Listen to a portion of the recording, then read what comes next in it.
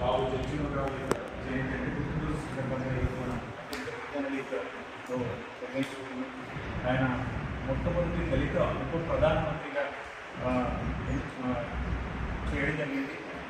ఆయన కూతురైనటువంటి మీరా కుమార్ గారు లోక్సభ మహిళా స్పీకర్గా మొట్టమొదటి మహిళా స్పీకర్గా ఆయన ఎన్నిక కావడం జరిగింది. కానీ ఈ బాబు జగ్జీవనరావు గారు అనేక శాఖలు 1946 సంవత్సరం నుంచి 77 సంవత్సరం వరకు అనేక శాఖలు కార్మిక శాఖ కానీ వ్యవసాయ శాఖ కానీ మరియు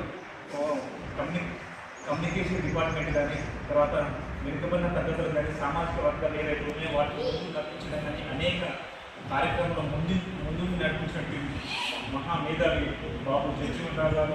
ఆయన మొట్టమొదటిసారిగా చెప్పుకోవాల్సిందంటే 1972 సంవత్సరంలో యుద్ధ సమయంలో భారతదేశంలో యుద్ధం జరిగినటువంటి ఒక దళిత వర్గంలో చెందినటువంటి బాబు జగ్జీవనరావు గారు సర్వంతు పాత్రను పోషించి ఆ యుద్ధ సమయంలో కీలక పాత్ర పోషించినటువంటి మొట్టమొదటి వ్యక్తిగా దళిత నాయకుడిగా బాబు జగ్జీవనరావు అని చెప్పుకోవచ్చు.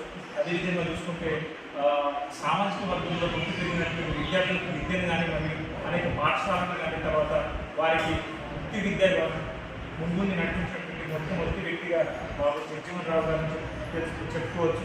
అదేవిధంగా బాబు జగ్జీవనరావు గారు ఆయన ఉపప్రధాని నుంచి ప్రధాని ఐఏఎస్ నాయకులుగా అంటే కొన్ని వర్గాలు కూడా అతని ప్రధాని చేయకుండా ఆపినటువంటి చాలా సందర్భాలు ఉన్నాయి.